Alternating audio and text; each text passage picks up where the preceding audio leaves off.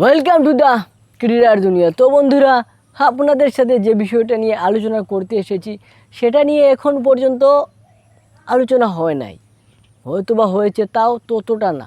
ভাই, আমার আপনাদের কাছে প্রশ্ন যে এই যে আমাদের বাংলাদেশ টিমের ক্যাপ্টেন মিস্টার নাজমুল হোসেন শান্ত, উনাকে তো আমরা ক্যাপ্টেন বানিয়ে দিয়েছি, ঠিক আছে, কিন্তু উনার আসল কথা হচ্ছে ভাই, উনার কি নিজের ওই প্লেয়ারের মিস্টার নাজমুল হোসেন শান্তর কি ওই ক্যাপাবিলিটি আছে, ওই যোগ্যতাটা আছে যে উনি টিমের একজন সদস্য হিসেবে থাকবেন? ওই যোগ্যতাটা কি আছে? এরকম স্টেট উনি বহন করেন কিনা আপনাদের কাছে প্রশ্ন রইল। আর এরপরে 2 নম্বরে আমার যে প্রশ্ন সেটা হচ্ছে আমাদের মিস্টার কোচ সাহেবকে নিয়ে, চন্দিকা হাথুরু সিংহকে নিয়ে। হ্যাঁ, উনি একসময় আমাদের টিমকে, পুরা বাংলাদেশ ক্রিকেট টিমকে পাল্টে দিয়েছিলেন, পুরা ক্রিকেট টিমকে টপ লেভেলের একটা টিমে কনভার্ট করেছিলেন, কিন্তু তখন সময়টা ছিল কিন্তু ভিন্ন। তখন সময়টা ছিল আমাদের তামিম ইকবাল সাহেবের পিক টাইম ছিল তখন, মাহমুদুল্লাহ রিয়াদের পিক টাইম ছিল তখন, মুশফিকুর রহিমের পিক টাইম ছিল তখন। মাশরাফির ক্যাপ্টেন্সি অন্যতম একটা মোড় এখানে ভূমিকা পালন করেছে, যেটা প্রভাবিত করেছে পুরো টিমকে। সাকিব আল হাসানও তখন ভালো পারফরমেন্স করতেছিলেন।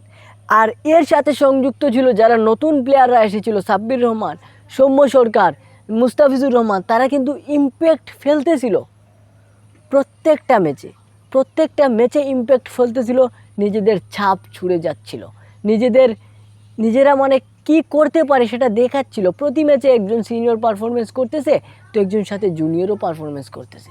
এর কারণেই আমরা কিন্তু একটা বড় টিম হয়ে বিল্ড আপ হওয়া শুরু হয়ে গিয়েছিল। কিন্তু এরপরই কিন্তু কাহিনীর উল্টাপাল্টা ঘটে যায়। আমাদের মাশরাফি অবসরে যান, তারপর তামিম ইকবাল ক্যাপ্টেন হন, সাকিব আল হাসান ক্যাপ্টেন হন, আর 2 দিন পরে পরে ক্যাপ্টেন চেঞ্জ হয়। ভাই, একজন ভালো পারফর্মার দেখে এখানে আরও একটা কথা থেকে যায় বন্ধুরা, যেখানে আমাদের মেহেদী হাসান মিরাজ, উনি চাইলেই কিন্তু ওনাকে ক্যাপ্টেন্সি দেওয়া যেত, কিন্তু নিজের চরিত্রের কারণে, নিজের ক্যারেক্টারের কারণে আমাদের মেহেদী হাসান মিরাজ ক্যাপ্টেন হতে পারেন নাই। এখন মুখ্যম সময় যে আপনারা আমার সাথে একমত হলে কমেন্টে জানিয়ে দিবেন, এখনই বাংলাদেশের ক্রিকেটকে বাঁচাতে মুখ্যম সময় যে ক্যাপ্টেন পাল্টে ফেলুন। কি পাল্টাবেন তো কোচ পাল্টে ফেলুন।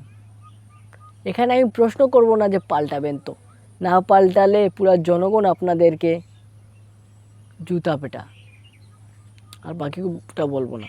তো এটাই ছিল আমার কথা। আপনারা আমার সাথে একমত হলে কমেন্টে জানিয়ে দেবেন। দেখা হচ্ছে নেক্সট ভিডিওতে। আজকের মতো বিদায়। আসসালামু আলাইকুম।